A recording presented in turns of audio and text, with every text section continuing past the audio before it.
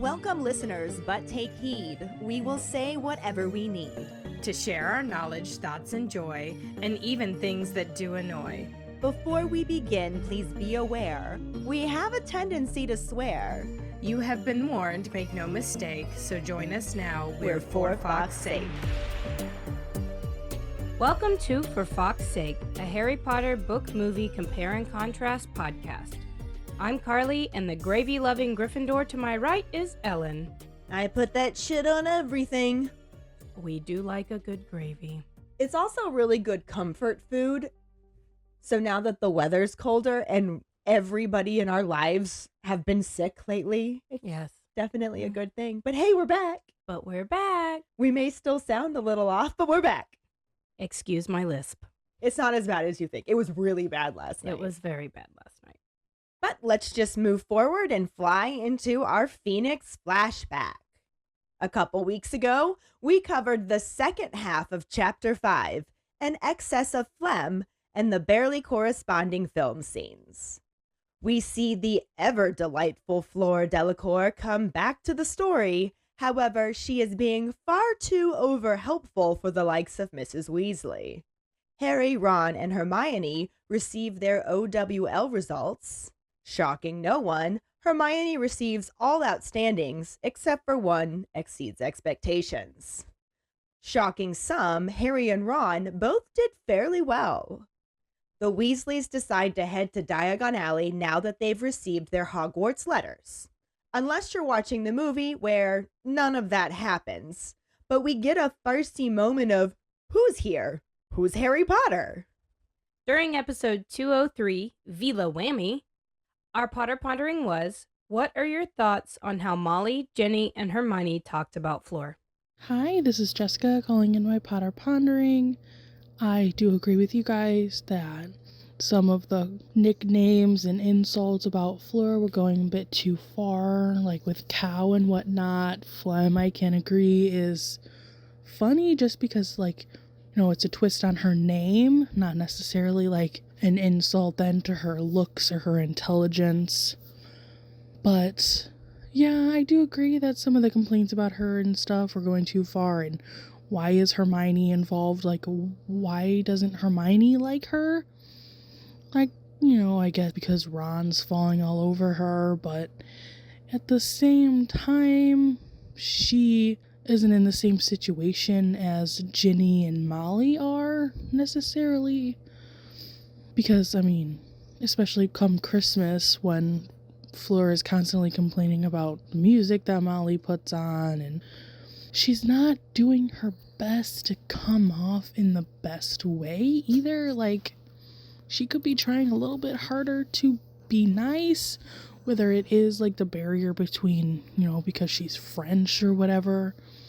But it's kind of like that cringe is like, it's hard to listen to, you know, at the same time as it's like kind of understandable, but I do think that they take it a little bit too far. But yeah, sorry if I was rambling. I didn't write this one down. All right, bye. My name is Zach Thurston, and this is my Potter Pondering on my thoughts on Ginny, Ron, Harry, and Hermione talking about Fleur. I always enjoyed those because I liked it at the beginning when Harry was kind of still catching up because he had just gotten there and he wasn't really adept to what was going on, and he thought they were talking about Molly, which I always thought that was pretty funny. But I think it adds a fun like dynamic to it. It just adds a little bit something like, I don't know, kind of humorous, because I feel like those last couple books are so dark. It does add like a fun little humor to it. But I also like how you get to watch their relationship with Fleur grow, and they become, you know, obviously closer than when they, you know, go to Shell Cottage after Malfoy Manor, and, you know, she's so helpful. And I think they really start to realize that she is deep down a great person, even though she's a little obsessed with herself, but some of us are. But yeah, that's my Potter Pondering. Thanks. Hi, ladies. This is Kendra. I'm calling in my Potter Pondering in regards to what are my thoughts on how the girls talked about Fleur. I have so many thoughts, but they're kind of like very like they go different ways. And of course, like the right answer is that they should not be talking smack about her. And, like, if the world was a perfect place, no one should be talking smack about anybody. That would be wonderful. However, being a female for, my whole 44 years of my life, I also understand how petty we can be sometimes. I mean, just, like, not on a constant basis, but there's certain things that sometimes trigger these things. And I can kind of understand bits of it. I don't agree with it, but, like, you get parts of Fleur that seem to be, she comes across rude and not very, like, understanding of other people and different things. Like, even just at Hogwarts and how she communicates to the, the few times there was some communication with her that was shown, there was just, it came up abrupt and not very warm. And so I can see how that can, upset some of the other females, especially like you guys pointed out, all their boys are looking at her, like, I mean, we don't even know, like, how that affected even Molly. Like, was Arthur flabbergasted when he saw her? Like, so you add that into someone who doesn't seem warm and fuzzy on the outside. And again, that could totally be a cultural thing, because we get the idea over time that she actually is, like, probably if they were nice to her, she, it would have been a totally different scene. And that's really what the right thing would have been. But I feel like I can understand the internal upset that they were having. I don't agree about talking like that. That word cow totally got me. Like, I love Ginny. She's one of my favorites. She should never have said that. But I can understand where they were coming from, while I do not agree with it. So I hope that makes sense. All right. Bye. Thank you so much for your responses. Our trivia question last week was, where does Narcissa say they'll do better at instead of Madame Malkin's? Narcissa says, now I know the kind of scum that shops here will do better at Twilfit and Tuttings. Congratulations goes to Jessica Wallace. Yay! This is 2 wins in a row, so yay Woo-hoo! For a streak. Is Callista going to be back to ruin it for her? Maybe. We gave y'all some extra practice this week with our trivia posts, so will someone else sweep in for the win? You never know. For now, let's dive into the first half of Chapter 6, Draco's Detour, and the absolutely no corresponding film scenes. Chapter 6, Draco's Detour, Part 1. Harry spends the majority of the next few weeks in the Burrows garden playing Quidditch with Hermione against Ron and Ginny, and eating triple helpings of everything Mrs. Weasley offers him during dinner. If the holiday wasn't full of disappearances, odd accidents, and the occasional death reported in the Prophet, it would have been completely happy and peaceful. They sometimes get the news from Bill or Mr. Weasley before it even reaches the paper, and Harry's 16th birthday is marred with news from Remus Lupin about more Dementor attacks and the discovery of Igor Karkaroff's body in a shack up north. He says he's surprised Karkaroff lasted a year after deserting the Death Eaters, as Sirius's brother, Regulus, only managed a few days. Mrs. Weasley tries to change the subject, but Bill mentions that it looks like Florian Fortescue was dragged off from his ice cream parlor, and Mr. Weasley follows up with the disappearance of Ollivander, mentioning that there's no sign of a struggle, the shop is simply empty. Jenny is concerned what people will do for wands, and Lupin says that they will have to make do with others, but says that Ollivander was the best, and if the other side has him, it's not good for them.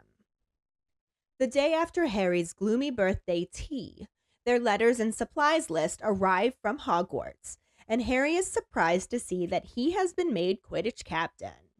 Hermione is happy for him because it gives him equal status to the prefix, and Ron is excited for Harry to be his captain, assuming he lets him back on the team.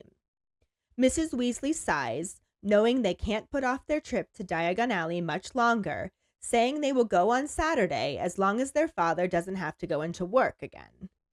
Ron laughs at his mom, asking if she honestly thinks you-know-who is going to be hiding behind a bookshelf in Flourish and Blotts. Mrs. Weasley angrily asks her son if he thinks Fortescue and Ollivander went on holiday, and threatens to leave him behind if he thinks security is a laughing matter.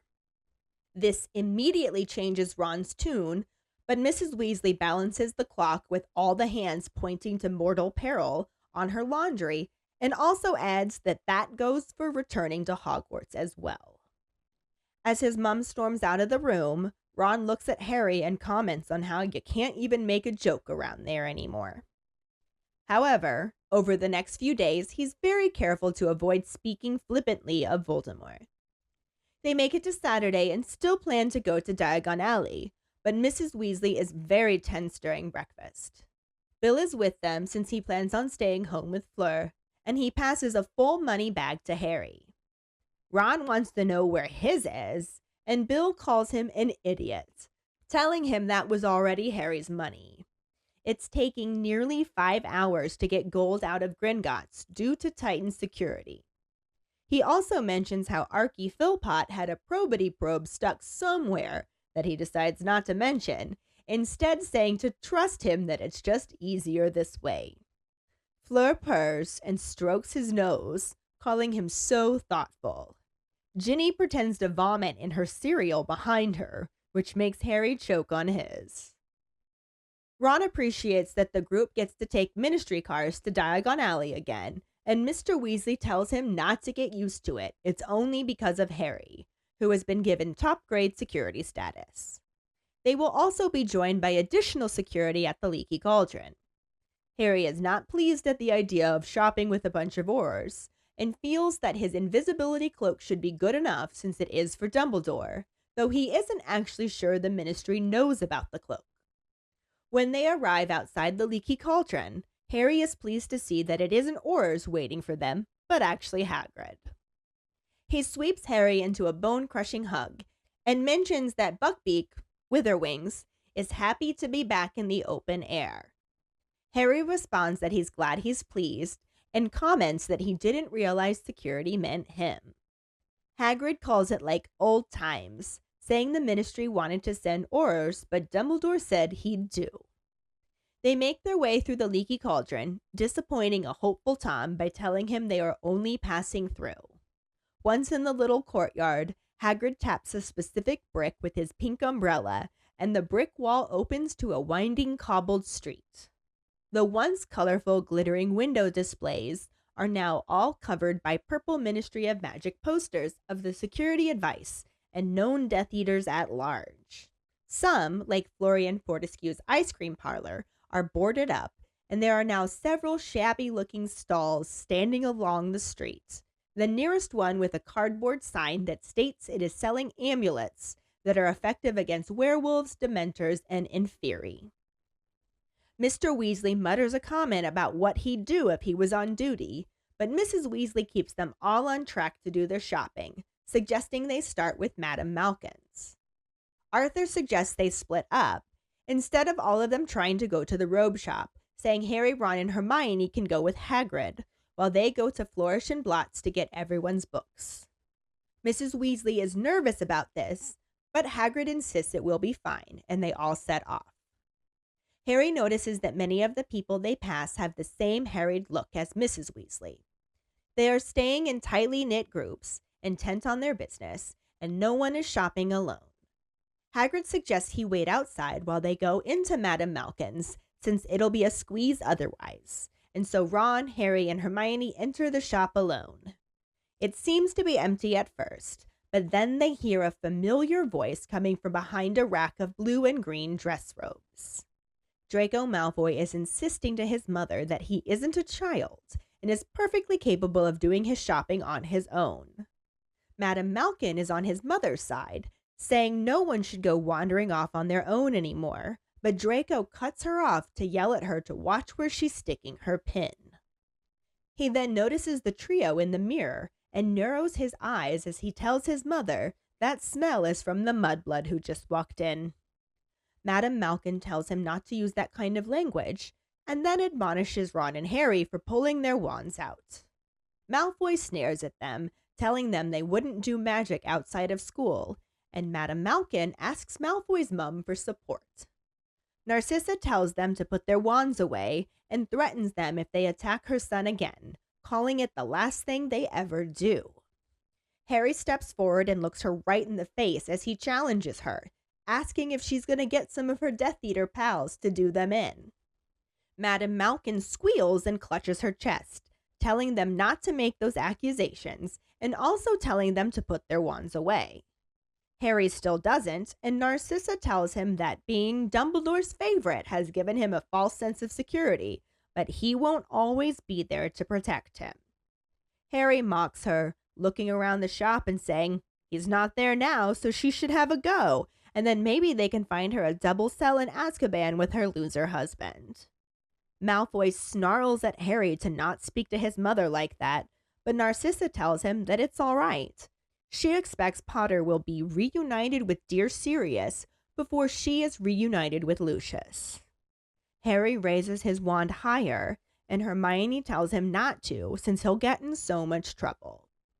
Madame Malkin attempts to pretend nothing is happening and returns to pinning Draco's robes, but as she moves to adjust his left sleeve, he yells ouch and tells her again to watch where she's putting her pins, before telling his mother that he doesn't think he wants them anymore. He pulls them off and throws them at Madame Malkin's feet as Narcissa agrees, saying that now she knows the kind of scum who shops there, they'll do better at Twilfit and Tattings. They both leave the shop, Malfoy purposely banging into Ron as hard as he can. Madame Malkin picks up the robes and runs her wand over them like a vacuum to clean off the dust, before distractedly outfitting Ron and Harry for their new robes and trying to sell Hermione wizard-dressed robes rather than witches. When she finally bows them out of the shop, she seems glad to be rid of them. Hagrid asks them if they got everything when they emerge, and Harry says just about, before asking if he saw the Malfoys. Hagrid isn't concerned since he doesn't think they will make trouble in Diagon Alley. They then meet up with the others, and Mrs. Weasley says they should stop at the apothecary and Ilops on the way to Fred and George's, telling them to stick close. Harry and Ron don't purchase any potions ingredients since they won't be studying potions, but they do both buy some owl nuts for Hedwig and Pigwidgeon. Then they all make their way to Weasley's Wizard Wheezes and are shocked when they find a storefront with the left-hand window so dazzlingly full of goods that revolve, pop, flash, bounce, and shriek that people are stopping transfixed. The right-hand window has a gigantic purple poster, like the Ministry ones, but this one is emblazoned with flashing yellow letters that read, "Why are you worrying about you-know-who? You should be worrying about you-know-poo, the constipation sensation that's gripping the nation."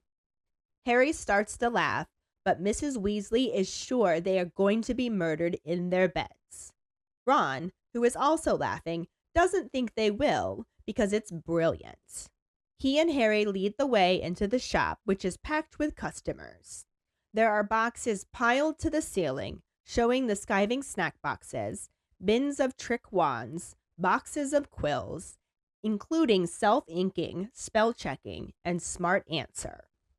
Harry manages to push his way to the counter through a space in the crowd, finding a gaggle of 10-year-old girls watching a tiny wooden man slowly ascending the steps to a real set of gallows, perched on a box that reads, "Reusable hangman. Spell it or he'll swing." Hermione manages to get through the crowd and finds a display portraying patented daydream charms. A simple incantation lets the user enter a top-quality, highly realistic 30-minute daydream. She calls it really extraordinary magic, and a voice behind her offers her one for free for the compliment. They turn to see Fred, wearing a set of magenta robes. He shakes Harry's hand and asks Hermione what happened to her eye. When she responds that it was his punching telescope, he offers her a tub of bruise remover that will get rid of it within the hour. Hermione asks if it is safe, and Fred insists it is, before offering Harry a tour. Harry follows him toward the back of the shop, leaving Hermione to dab the yellow paste onto her black eye. So yeah, none of that happened in the movie. Nope, not at all. So it was all just like set up. The first half of this chapter was predominantly set up, but there was fun stuff that happened during it that would have been nice to see. I think that's a big thing that I don't like about the movies is they leave out a lot of the wholesome moments between like the Weasleys and Harry and just like the general, I think I've said it before that I'd like to see like how Harry lives his day-to-day life. Right. And we don't get that day-to-day with the movies. They're like, be done, be done, be done. Move the plot forward, move the plot forward, move Yeah. the plot forward. But yeah, like you said, it's Harry at the Burrow, and he's so happy there. They get to play Quidditch in the garden. I also would have absolutely loved to see Harry and Hermione try to play Quidditch against Ron and Ginny. I like in the book when it describes how they're playing, it says Hermione is awful and Ginny quite good. So they they're were fairly- reasonably well matched. It pretty much implies that But Ron is not that awful. great. He's good when he's on form, and Harry makes that point in this book a lot.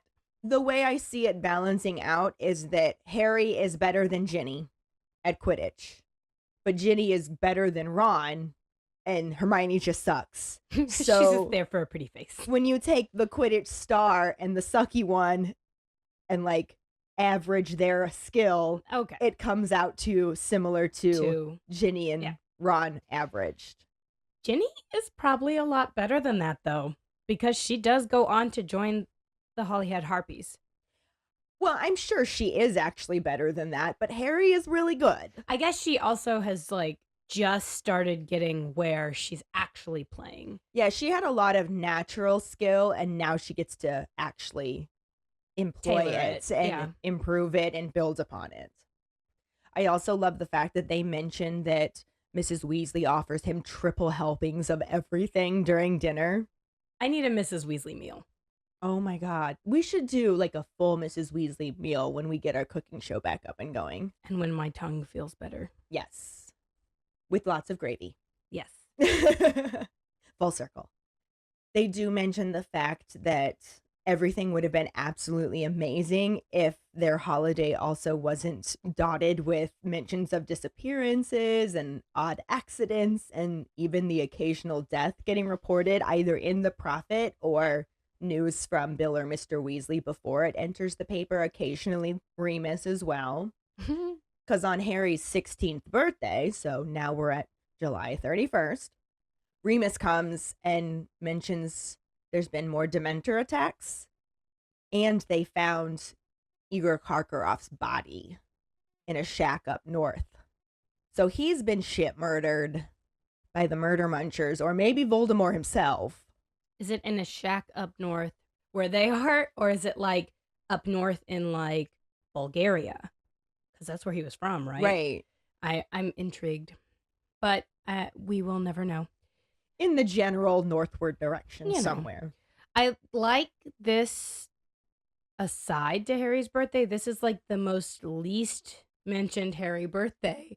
And it's kind of funny because the 16th birthday in the US is a really big deal because you get your driver's license. Right. You usually get a car for your 16th birthday and stuff like that. So it's funny they kind of gloss over Harry's 6th. This is the only birthday in the whole series that they kind of gloss over. Yeah, it gets mentioned, but that's about it. It's not a big deal like it is in 3. That's where our book starts. It starts with Harry's 13th birthday.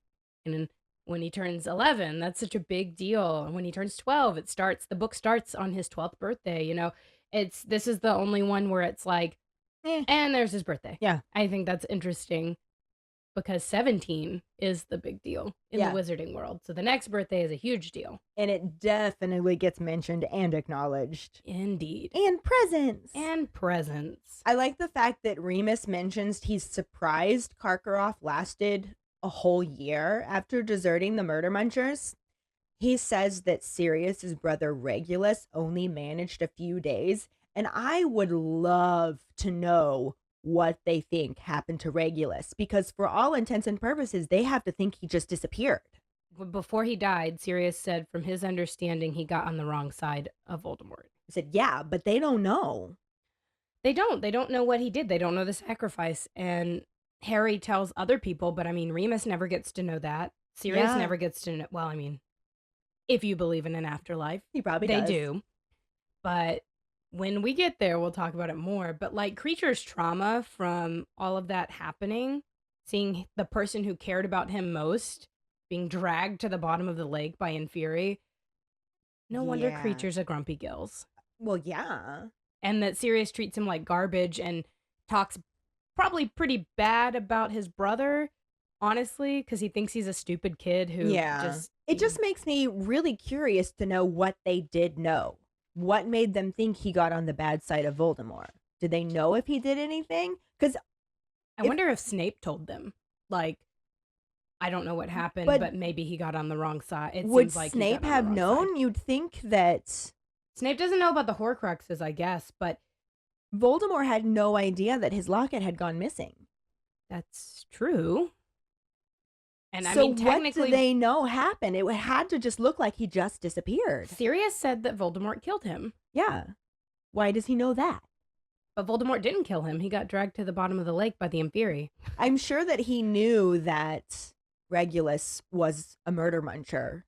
He did know that. He said that his brother joined up when he was 16. Yeah. And I'm sure that he knew he eventually just disappeared and assumed. Like, it had to all be an assumption. He told Creature to keep quiet, so, Yeah. like, Creature is still obeying his orders even though he's not around. Like, I don't think he told anybody. I mean, he tells them the story, sort of.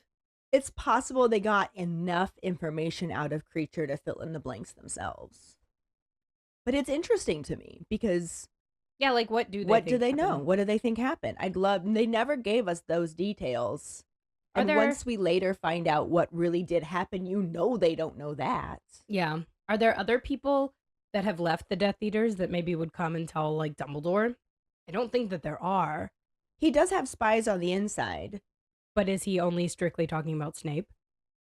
Snape's so high up that he wouldn't really need anybody else.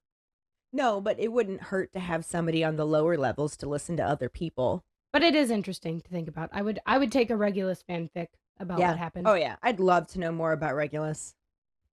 Mrs. Weasley, however, would not. She's desperately trying to change the subject every time something murder muncher or Voldemort related comes up. Birthday. And, right? And Bill is not playing along with this at all because now he's talking about how it looks like Florian Fortescue was dragged off from his ice cream parlor. Harry's like, he used to give me free ice creams. So we talked about this a little after the last episode that we recorded. Why did he take Florian? Did he want ice cream? Maybe? It kind of makes me wonder if there's more about that. Voldemort is a glutton for some ice cream. Could be. I actually think that Florian Fortescue is probably a very outspoken anti-Voldemort person. Yeah, he could have been. Maybe he made an anti-Voldemort flavor. Maybe. I think that this book and the next book, it starts lining up with how Nazi Germany was run. Yeah. So obviously when people showed favor towards Jewish people, they got run out. So Florian Fortescue, his family is old. They are an old family. They take care of everybody. They work in Diagon Alley. That's what they do. Like, I'm sure that they have serviced lots of different people, Muggleborns, purebloods, half-bloods, whatever, over the course of the years. Yeah. So I'm sure it's more like, oh, you're a Muggle-born sympathizer. Yeah, or maybe he wanted to start franchising in the Muggle world. I'm also here for that, yes. Give me some magical ice cream. Mr. Weasley is also not on board with the changing the subject because he follows this up with the disappearance of Ollivander. Which they take Ollivander because they need the wand lore. But also, Ollivander has to service whoever comes into his shop, so he also services Muggleborns.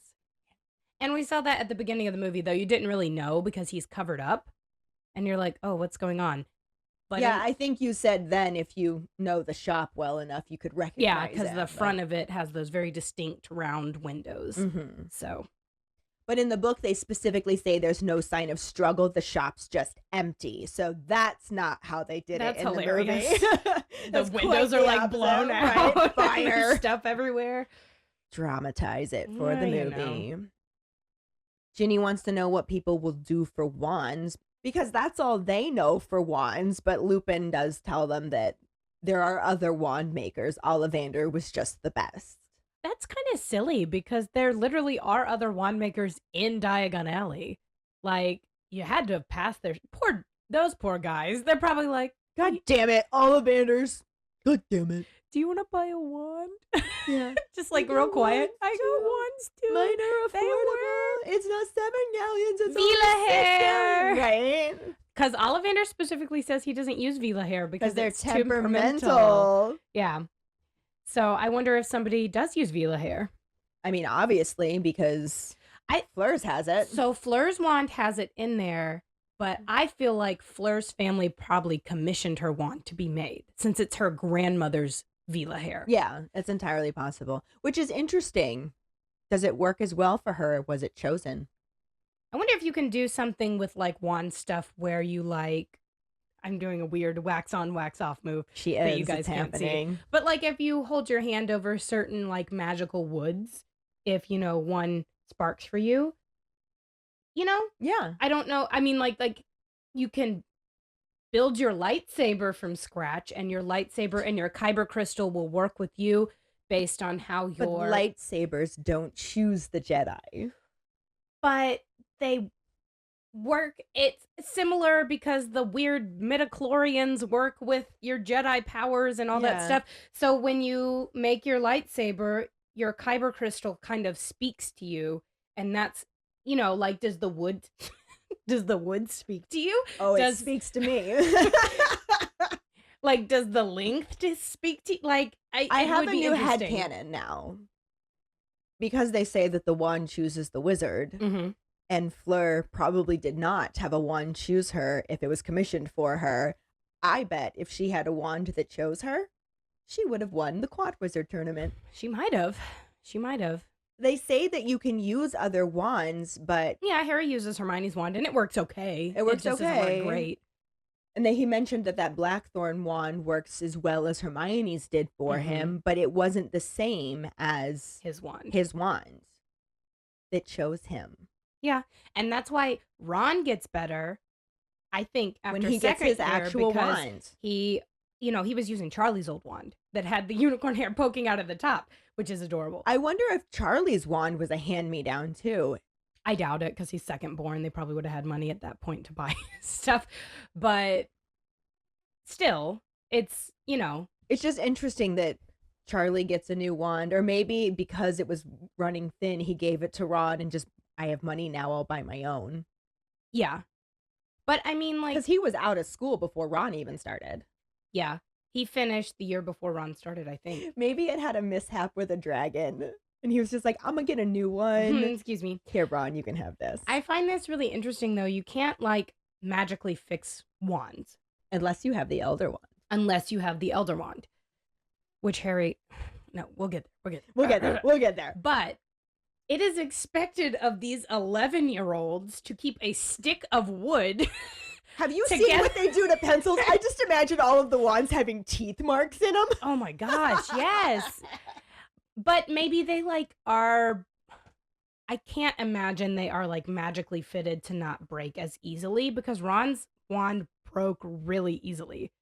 In a car accident into a tree that hits back. That might not have been easily. I mean, it hit the dashboard though. I feel like that's not, well, I guess maybe it hit really hard, but still, I couldn't keep a pair of glasses together when I was 11. Right. So like these kids are expected. So if you can't magically fix a wand, how many wands will choose you? I guess as many as are needed. Interesting. I think we should do a Potterheads a history about wand lore at some point too. I would like to do that. Yeah, that'd be fun. Maybe get a wand maker. If you're a wand maker, contact us. Ooh, yeah. But anyway, all of this news on Harry's birthday makes it a bit gloomy as they describe it. It'd be like that. But the next day, they get their letters and their supply lists from Hogwarts, and that's much more exciting because now they can't put off going to Diagon Alley any further, and Ron's like, we finally get to go to see our brother shop! That is exactly how he does it. I'm sure of it. And then on top of that, Harry finds out that he's the Quidditch captain, and that's pretty fucking awesome. Who do you think lobbied for that? Oh, definitely Minerva McGonagall. Abso-fucking-lutely. Because Katie's been there longer, so thinking rightfully so, it should probably be her. But I'm sure Minnie was like, absolutely not Harry James Potter. Uh-huh. Well, and he's probably a better player than her. He might be. Maybe she didn't want it too. That is true. But she says, I thought you might get that. Yeah. But Hermione's pretty happy about this because it gives them equal status to Prefix. They get to use the fancy bathroom and oh my god, I want a bathroom with a swimming pool, essentially. Have you gone into the Prefect's bathroom on Hogwarts Legacy? It's so cool. Ah! I finally have been playing the game, y'all. I finally have been playing the game, and It's I'm happened. obsessed, which is exactly what I knew would happen, but I get to do it with my kitties on the couch, so. Anywho, obviously Ron is excited because now Harry is going to be his captain, but he does specifically say, If you let me back on the team, ha ha. Which is funny because I don't think that the other captains actually held tryouts for the people that were already on the team. They just did tryouts for the people to replace. I think Harry has a lot of people to replace. He needs Beaters. 2 beaters. He needs 2 chasers. That's 4 people. That's a lot. It's like half the team. So then I'm sure with all the shit he's been taking from like people being like, oh, you're putting your best friend on the team, I'm sure he felt like he had to do keeper tryouts as well. We'll just try out everyone, see who makes it back. But they decide that they're going to go to Diagon Alley on Saturday as long as Mr. Weasley doesn't have to work because Molly's just like, all right, can't put it off any longer. And Ron laughs, which was a mistake because he's dumb enough to say, do you honestly think you know who is going to be hiding behind a bookshelf and Flourish and Blots? And like, how, Shut up, were Ronald. you born yesterday? Like, what makes you think that's the thing to say to your mother? He's not thinking. He's 16 and mouthy. Oh my God. Because she immediately was just like, oh, do you think Fortescue and Ollivander went on holiday? Like, obviously they have been. And this is the closest moment that I think we have to Mrs. Weasley in the book looking like Mrs. Weasley in the movie, the way they described it in the previous scene, because she threatens him of not going back to Hogwarts. Mom lusted a bit. Yeah. If you think that security is a laughing matter, you don't need to go with us to Diagon Alley. And for that matter, that can apply to Hogwarts as well. And Ron's just like, oh, nope, I'm good. We can totally go with security. I'm not. You know she wouldn't do that, though. She would be like, I don't want to homeschool this kid. God, Right. go to school. I can't. But it is a good mom threat. It is a good mom threat. Ron is at least smart enough to not say anything else in front of his mom, but the moment she stomps out of the room, he's just like, man, you can't even make a joke around here anymore. No, you can't, Ronald Bilius Weasley. Calm down. Not about shit where people are dying, dude. Not about shit where people are dying. But he is smart enough not to make comments like that around his mom. So they make it to Saturday. They get to go to Diagon Alley, and Mrs. Weasley's kind of losing her shit about it. Oh, I get the mama mode now. Like, I Yeah. understand. It makes me sad. Bill is with them, but he's not going to go to Diagon Alley. He gets to go there all the time, working at Gringotts. He's I going to love this stay part. with Fleur. And he gives Harry a full money bag. And Ron's just Where's like, mine?" where's mine?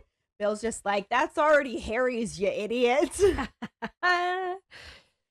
Apparently, it's taking nearly 5 hours just to get gold out of Gringotts because they have the security measures so high.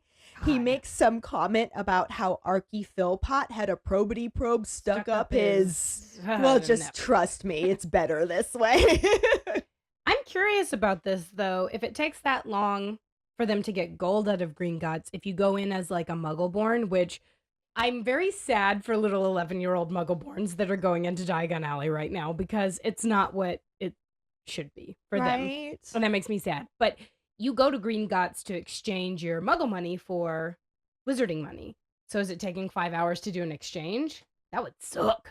I don't know about that because they don't have to go down into the vaults for that. I guess not. And maybe they are short-staffed or because there's so many security people that have to be up front. Yeah. They just don't have enough to go down to the vault. So it's taking like Something. one at a time. Yeah. And whoever can go, can go. That sucks. But yeah. But anyway, Fleur purrs. Fleur The purrs. book literally says purrs and strokes Bill's nose. Gross. and calls him so thoughtful. He is so thoughtful. And Ginny mimes vomiting in her cereal behind her, which makes Harry choke on his cereal because he's trying not to laugh. Harry James Potter would love moments like this. Oh, yeah. Just this little moment right here would have made it a lot more believable that him and Jenny got together. Right? Literally just this moment. Little things like that. And it would be so much better than shoelace. That Open can stay up up here if you. you would like. We'll get to that too. But We will get to that, and we will mime vomiting into our cereal. yeah. Not even mime. I might actually vomit. Mm. So anyway, they get ready to go to Diagon Alley, and Ron's pretty happy about the fact that they can get cars from the Ministry again. And He, Mr. Weasley's stretches like, out. don't get used to this. This is for Harry. I'm sure that rubs Ron the wrong way. Yes and no. I think he's getting more used to it now. He seems to have gotten past a lot of that trauma in the fourth book. Oh, he still gets pissed off, though, because Harry says that later on in this book. There's certain things that he notices are making Ron mad. Yeah. But he took him getting better grades than him pretty well. He took him getting Quidditch captain. Like Ron just needs to accept himself for how he is. Right. You're good as you, Ron. Mr. Weasley also mentions that they're going to get extra security at the Leaky Cauldron. And Harry's just like, oh my God, I have to shop with a bunch of Aurors. This is going to fucking suck. We can't get up to the usual shenanigans we do if that's the case. It's not who you think it is, Harry. And he's like, if the invisibility cloak is good enough for Dumbledore, it should be good enough for the Ministry. But he also doesn't think they actually know about the invisibility cloak. So, Which is also a random interesting fact. Harry's cloak is technically a historical artifact. Yeah. And I guess it's meant to be kept a secret historical artifact. But I feel like that would be something the Ministry would like to know about. Not that they should know about it, but I mean, Voldemort knows about it. well, historical artifact, yes, but also mythological artifact. Nobody That's knows true. A for lot of sure people that don't it really think- exists. Yeah, people don't think it's real. They don't think it's real or they don't even know about it. But it belongs in Harry's family. It had been passed down and passed down and passed down. So there's no reason for other people to know about it. I guess, yeah. There hasn't been somebody being like, oh, this has been in our family for a millennia. And it's not going to cause the same desire Yeah. and murderous intent that, Because the third Elder brother Wand was does. humble. yes. But anyway, they make it to the Leaky Cauldron, and Harry is super happy to see that it's not Aurors there to be his extra security. It's Hagrid. Just like old times. Just like innit? old times. I also love that he hugs Harry, and the literal first thing he says to him is Buckbeak. I mean, Witherwings is so happy to be back out in the open air. Oh, Like, it's so sweet. and Harry's just like, well, I'm glad he's pleased. Like, he was going to give him to anybody else. It's Hagrid's hippogriff. I know that we will get there, but when Harry bows to Buckbeak and says, are you missing him too? And pets him, I'm just like, Don't. My Oh my God. But I'm also happy that Buckbeak is able to be out in the fresh air and Yeah. not be near creature trying to break his leg or stab him or whatever he's doing to him. Injure him, right? Oh. But anyway, they go through the Leaky Cauldron, and you got Tom behind the bar wiping it down, looking up like customers. And they're like, Not sorry, now, just Tom." passing through. And he like looks Aw. back down. Like, Did you ever watch Drawn Together? no. I was thinking of Bedknobs and Broomsticks, but No, it was this like reality TV show cartoon on Adult Swim, so not for I love kids it. at all. And they created a whole bunch of cartoon characters that were clearly mockeries of real cartoon characters. Like there Mhm. was a Pikachu character, there was a SpongeBob character, there was a Link I think I remember character. that. But the character, there was the Pikachu character was Ling Ling, and there was an episode where they Oh, that's discovered not offensive. right? There was an episode where they discovered that if you disappointed Ling Ling, he produced a hallucinogen. So they were deliberately doing things to disappoint him get- so they could lick him and get high. Oh my god. And one of the things that they would do, like, hey, Ling Ling, Christmas is coming early this year. And Ling Ling would be like, And then they'd go, just kidding, Christmas is canceled. And he'd go, "Aw." And then they'd lick him. And it was so funny. It was Very just similar. such a funny fucking episode. But that's how I picture Tom in this moment. He's very excited and deflated. Oh, yeah. But they make their way through Leaky Cauldron to the brick wall. Hagrid taps that brick with his pink umbrella, and it opens up to the winding cobbled street that is Diagon Alley. But different. But it is different because what is normally like bright and colorful and glittery and like magical is now covered with basically large versions of those purple flyers, but now they're in poster form. And it's all the security advice and letting them know what murder munchers are at large. I feel like it's very similar to when Grindelwald calls his followers and all the like black sheets kind of come out and cover the buildings. Yeah. I feel like that's almost what's happening. And it's just like completely changing the vibe of Diagon Alley. It's suddenly dark and scary and doesn't really seem like a place you want to go. Right. You also have a lot of places like Lorien Fortescue's ice cream parlor boarded up. There's random shabby looking stalls that probably just make it look a little extra trashy, that they're trying to sell things like amulets that are effective against werewolves, dementors, and inferi.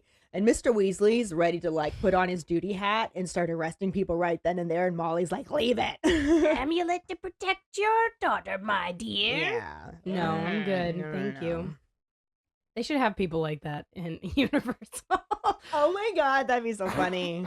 But this is other things that would have been kind of neat to see too. Yes. Because they totally skip over going there and they just transition it right into them being at the joke shop. Mm-hmm. And you don't see kind of show much it after, but still, it's not as good.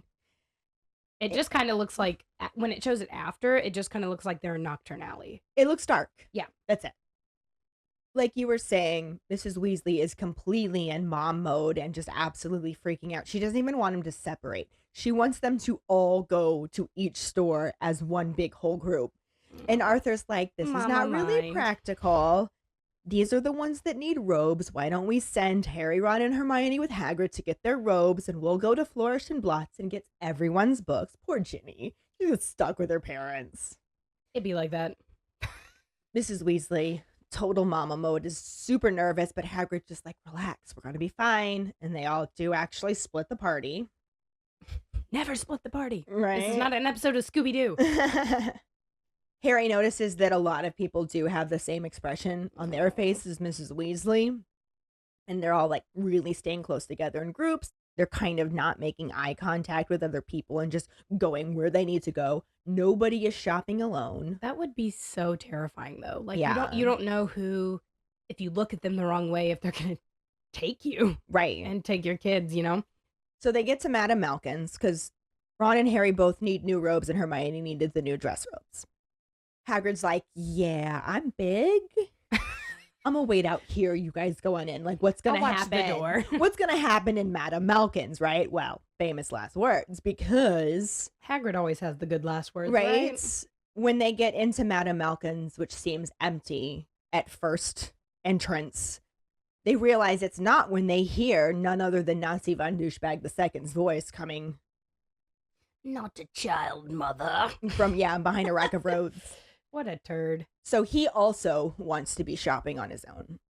His mother is insisting on staying with him because, to be fair, what murder muncher is going to fuck with Draco Malfoy?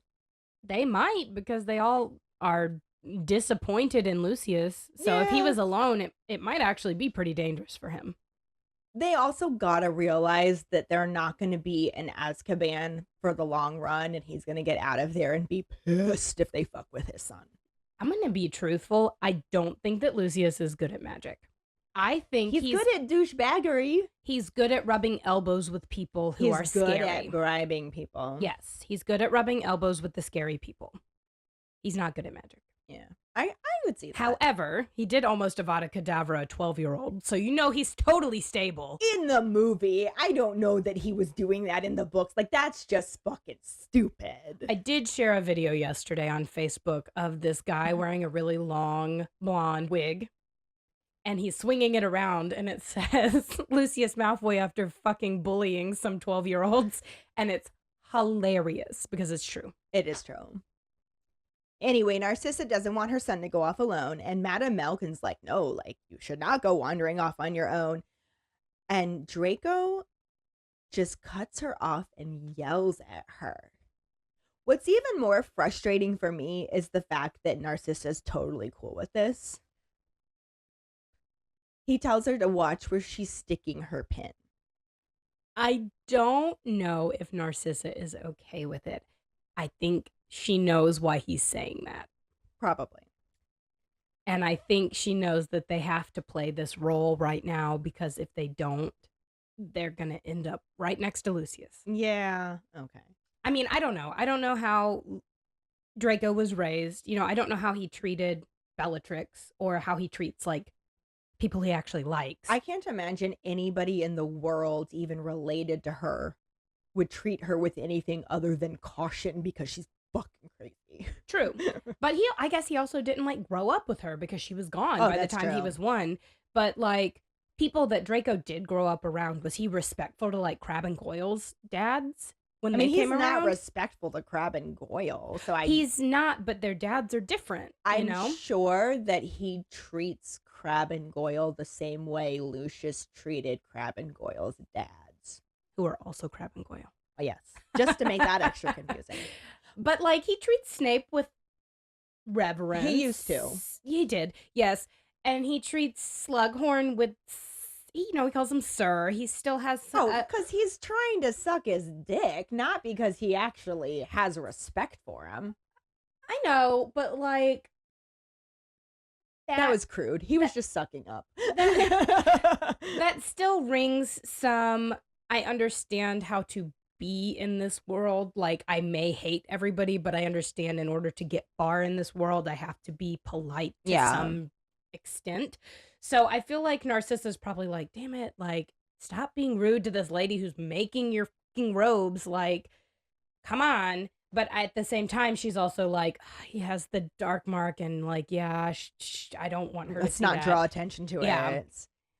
So it's kind of that situation. It's also entirely possible that she just didn't get the chance to say anything because he is immediately distracted when he sees the trio's reflection in the mirror. True. So then he goes from snapping at Madame Malkin to telling his mom, if you're wondering what that smell is, a mudblood just walked in. And Madame Malkin is like, there is no need for that language. I know.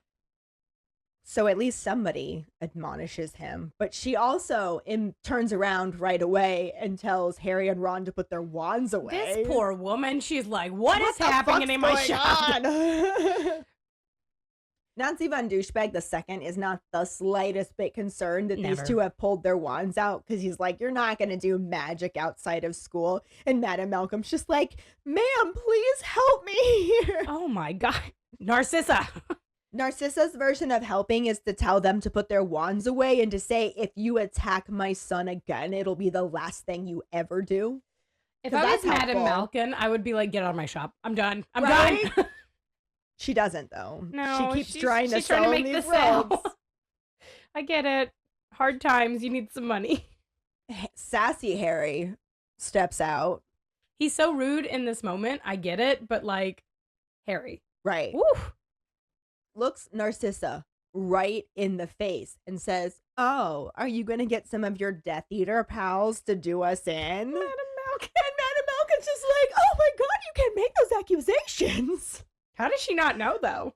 These are the Malfoys. You're about to sell them some shit. Like, literally, Lucius is in jail for being a Death Eater. Yeah, but, you know. Ma'am.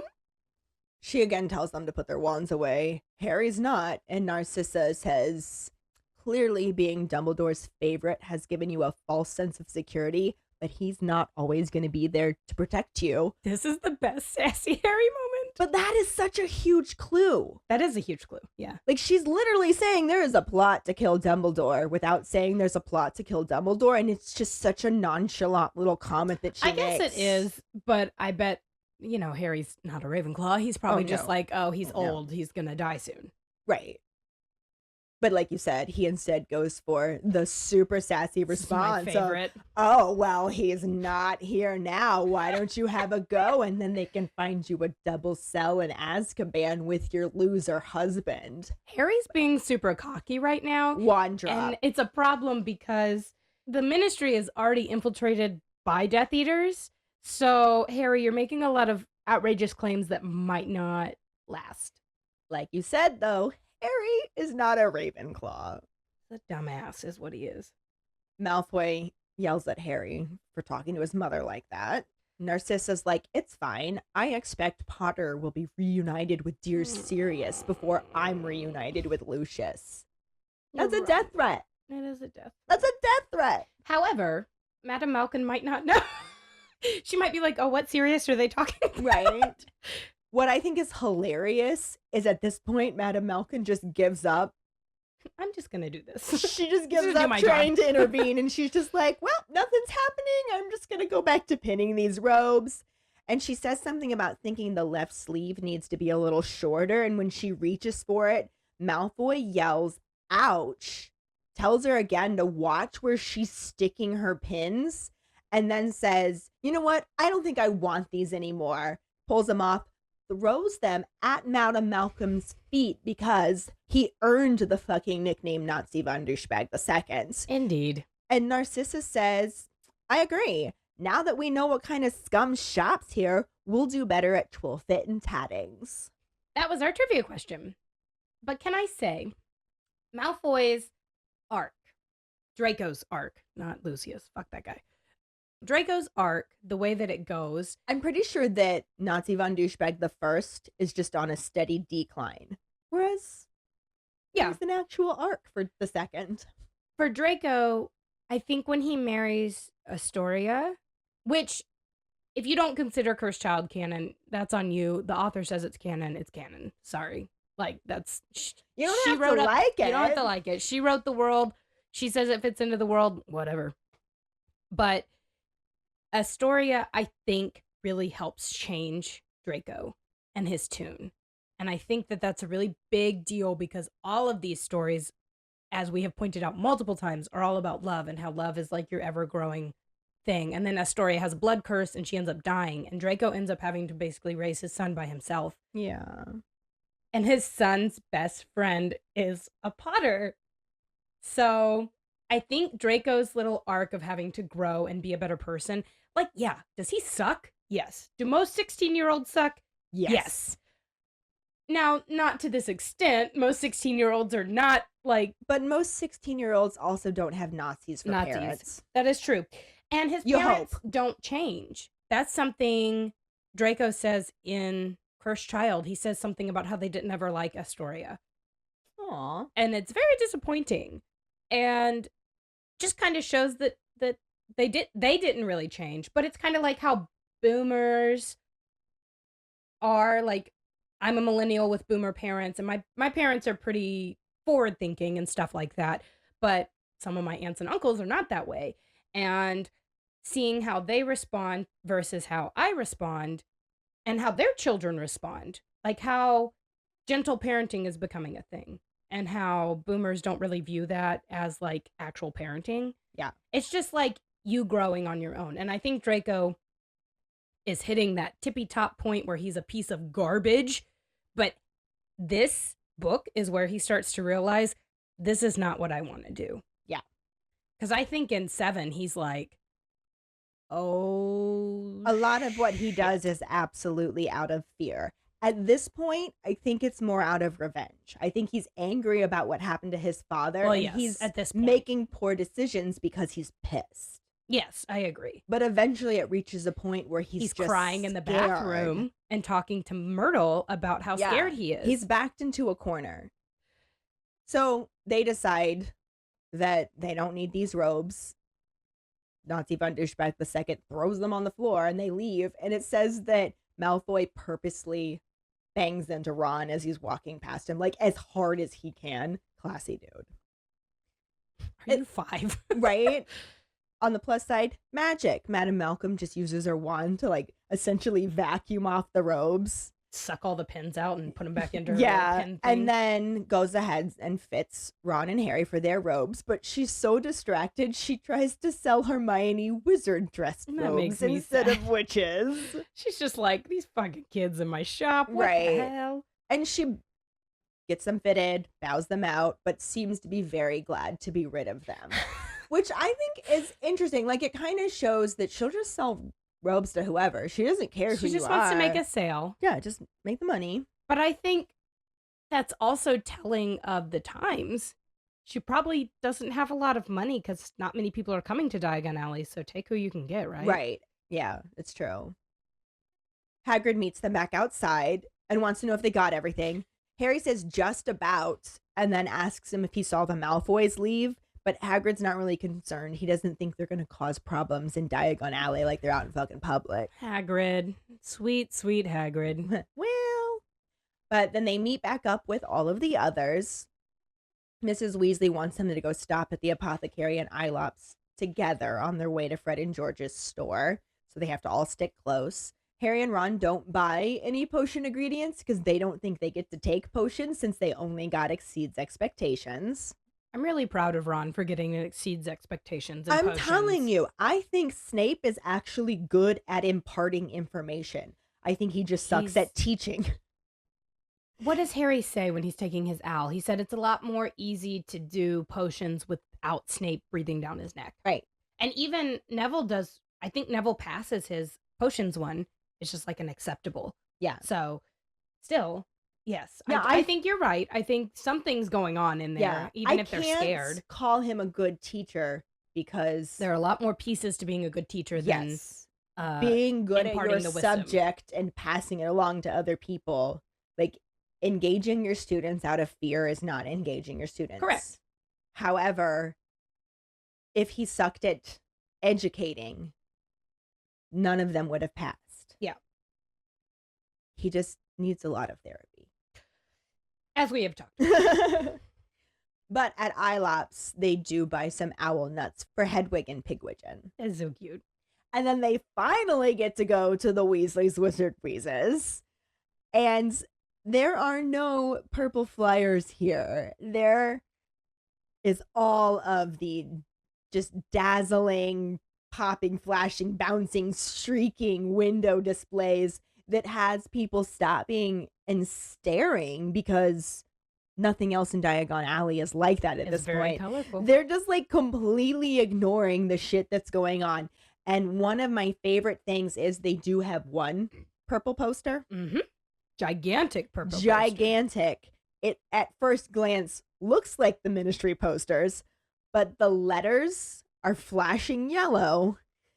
And they say, "Why are you worrying about you know who? You should be worrying about you know who. The constipation sensation that's gripping the nation." And Harry thinks this is hilarious, obviously, starts to laugh. Not only is it a poop joke, it fucking rhymes. Like, there's so much is genius in this. Mrs. Weasley is just positive they're going to be murdered in their beds. And Ron also finds it funny and says that he doesn't think they will because it's brilliant. Which, agreed. It's fucking funny. It is brilliantly hilarious. But that doesn't mean, like, something being funny doesn't mean that Voldemort's not going to take offense and actually try to have them murdered in their beds. You mean the fragile porcelain doll of a man would be offended by somebody making a you-know-poo joke? Oh, I won't believe it. Not for a minute. no. I kind of wonder where everybody else stands on this. Well, I think that Ron thinks that his brothers are just too talented to get entrapped by Voldemort. Possible. Personally, that's my thought process. I also don't think at this point that Voldemort himself would step foot into Diagon Alley, and they live in Diagon Alley. And I so- don't think that any of the murder munchers would be dumb enough to tell him about that sign because A, how do you do that with a straight face? True. And B, who wants to be in a kill the messenger situation? Also true. But if for some reason Voldemort did find out about this, do you think that the twins would be murdered in their bed, or do you think that I think they got that shield charm Yeah. shit, and they're like, No. absolutely not. You know what? I bet they did a shield charm on their like door. Possibly. I'm here for that. They That would could be do it. cool. But it would be nice to know all of your all's Oh, opinion yeah. on this as well. I think that's going to be our pondering. This is the one store in Diagon Alley that is not suffering from everything else that Diagon Alley is suffering from. It is packed with people. That's so cute. And then, like, I think they did a very good job with the store. I loved the way that it looked. We didn't bring it into this part because we're nearing the end of where we cut the chapter, and it lines up better with the second half because they spend quite a bit more time in the store. This is just us kind of getting there. I think I particularly like the choice of making the shop orange Yeah. because it's very Weasley. Yes. I do love that. But there are just boxes piled to the ceiling with the skiving snacks boxes. So you've got the puking pastels, the nosebleed nuggets, the fever fudge. There were some other ones too. Yeah. Canary creams are in that too. Yeah, I think. canary creams. They've got trick wands, boxes of quills that will self-ink, spell check, and smart answer. I really like that they kept the trick wands because they give some of those to Ludo. Yeah. And he's like, oh, these are great. These are awesome. Yeah. And it's so cute that they kept them as part of their shop. Apparently there's a gaggle of girls that are watching a Oh. tiny little wooden man making his way up steps to a real set of mini gallows. I Damn know it. that's weird. To a real set of mini gallows. I know it's weird, but like that's kind of cute. Reusable hangman. I mean, how is it any different from playing it on paper? It's just a little more realistic. Spell it or he'll swing. I love it That's so much. intense. Hermione makes her way through the crowds and finds this display that says patented daydream charms, describing it as an incantation that will let whoever uses it enter a quality, realistic 30-minute daydream. Top quality. Top quality. Perfect to fit in the middle of a lesson. The only real side effects are that maybe you'll look kind of vacant. There might be some drooling, but otherwise it's pretty undetectable. And she says, you know, that's really extraordinary magic. And this voice behind her says, Hermione, for that compliment, you can have one for free. And this is why I'm a Fred Hermione shipper. I love it. Fred and Hermione are like, I understand she marries Ron. To be fair, Fred wasn't around for her to marry. Now I'm sad. But there's so many good little quippies Yeah. with them and their conversations. Like, if Fred had been around, I think that they would be like best in-law friends, you know? Like, even if they didn't get married. But I really ship Fred and Hermione. It's one of my favorites. Plus, Hermione. like you love to say, the twins are so freaking smart. And it's not that Ron's not smart, but he's not the same level as the twins. And I think there's more. Plus, I kind of get the impression that Fred is kind of more the leader of the two twins. The twins are also so hyper caring. They care so much about their family. Mm-hmm. Like in the first one, when they all stay behind, they come in to make sure Ron's having a good Christmas. And like Percy comes in and they make him put on his jumper. Yeah. Because he's like, you're not sitting with the prefects today. You're Christmas sitting is with for family. They are so family oriented. They're so sweet. They Put buy on your jumper. They're lovely and warm. Yeah, they buy Molly new robes and like a gold necklace for this Christmas because And they a have hat, money. yeah. And they're like talking about how, well, now that we have to wash our own socks, like we appreciate you so much. I know. They're good boys. They are They good are. boys. Like, yeah, they might have gotten in trouble a lot, but they have good hearts and they're both very smart. Yeah, I agree. I have think goosebumps I talking about think my twins. my biggest woe for something that got left out of this scene is that Fred and George were not wearing magenta robes. They are wearing 3-piece suits that are very attractive on James and Oliver Oh Phelps. no, But I I literally am sad about the magenta robes. I agree love with you. James and Oliver Phelps, and They looked great in those suits. But the magenta robes would have been magenta perfect. robes, like I just wanted to see that with the red hair. And They definitely are quirky in the movies, but it's not like the same it's kind not of the quirky. same. It's not the same. I loved the fact, I've talked about this in previous episodes, but I loved the fact that there was so much focus in the books about how much wizards sucked at dressing like muggles. So I hated the fact that in the movies, they always had them dressed like muggles. There is a point in the books, though, where they talk about how Harry specifically says that him and the Weasley boys were pretty good about dressing like muggles because they did it during the holidays anyways, wearing jeans and t-shirts. But the adults in the wizarding world were not very good at dressing like muggles. But the adults in the wizarding world, like Mr. Weasley, is wearing khakis and a sweater vest in this scene, I think. Yeah. So what? You're dressed like a muggle. Just fine. Yeah.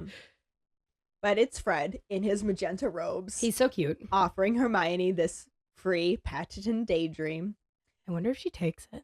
Does she take it? When did she do She it? would not use it during class, though. She gets stressed out about Lav and goes up and is like, Yeah. Oh, here's the incantation. But Fred shakes Harry's hand, asks Hermione what happened to her eye. see, he's so sweet. And when she tells him that it was his punching telescope, he's just like, oh, here, bruise remover. It'll Love get rid of him. it within the hour. Hermione's like, is it safe though? And Fred's like, oh yeah, we had to find something that worked really well since we're testing most of our products on ourselves. Like when they got boils on their butts. Right. And then he offers Harry a tour, which we find out I later love on in that. this scene that they consider Harry to be their financial backer. So he's I like, mean, he was. yeah, so he's like their angel investor, and it's his store too, even though he's like the silent partner. But he gives him a tour, starting with the back of the shop, and that just leaves Hermione there dabbing yellow paste onto her black eye. And this is where we cut off the scene, because it works best with the actual next movie piece, yep. scene to just kind of pick it up on this tour, because the movie scene really starts to show more of what's going on in the store. I love this scene so much, though. Honestly, book and movie, I know it glosses over it really quickly in the movie, but there's so much. You see so much. Yeah. And when you go into the Weasley Wizard Wheezes in Diagon Alley in Universal, it is just like this. It is great. It's great. The only thing that sucks about Universal's Diagon Alley is how many people are there. God, that's true. But that'll bring us to the Potter Pondering, which is, are you team Molly, in that you think the twins are going to be murdered in their beds? Or are you team Ron, that it's just brilliant, about the you-know-poo poster? Find the post on our Facebook page and share your thoughts. Or call us at 216-526-6792 and leave your response as a voicemail. Make sure you start off telling us your name and then go into your answer. Don't forget, you can also stitch your response on TikTok. We really look forward to reading, hearing, and seeing them. We do not have a Sorting Hat story this week, though.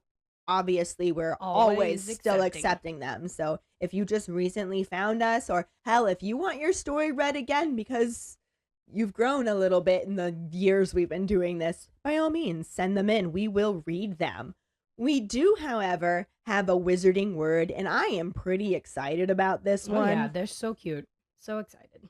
Because Harry Potter and Reebok partnered together to create shoes. Super cute shoes. Harry Potter shoes. And not just Houseline. Not just Houseline. Apparently, at the moment, they're only available in the US. But that does not mean that you couldn't, find somebody through this podcast that lives in the US and partner with them to get them and have them send them to you. I.e. us. Right? And we'll trade. Like, if you got stuff in your give us some country, UK let stuff. us Let's know. go. We'll figure it out. But like I said, it's a collection made by Reebok, inspired by the Wizarding World. Says it takes you through Harry's journey over his 7 years at Hogwarts. That's cute. The adult footwear starts with the Club C, inspired by Harry's first day as a first year, and ends with the classic leather, which highlights each of the Deathly Hallows relics. So the Club C is the one that's the house shoes. So they've got the Hufflepuff, which is black and yellow. Slytherin is black and green. The laces all look like the movie ties. Mm-hmm. The Ravenclaw is black and blue, and the Gryffindor is red and black. But then, like I said, it's the Ravenclaw laces are not the right color. well, that's because it's movie. Yes. They screwed that up, but whatever. Poor Ravenclaws. Poor our husbands. They don't get merch. They do have interchangeable laces as well. Well, that's good. But it doesn't show those pictures. I feel like it would not be that hard to find somebody who does the shoelaces in the correct Probably on colors, Etsy, so you yeah. can fix them. Yeah. So then there's the classic leather hexalite, which these are the first pair that I saw that I was like, well, I need those. They're because cute.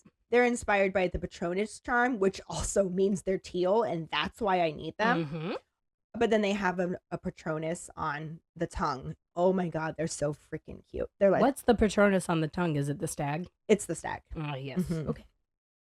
They also have the Instapump Fury, which is Murder Muncher related. It Yeah. has the dark mark on the front. It's kind of like a dark greeny, tealy, black and white shoe.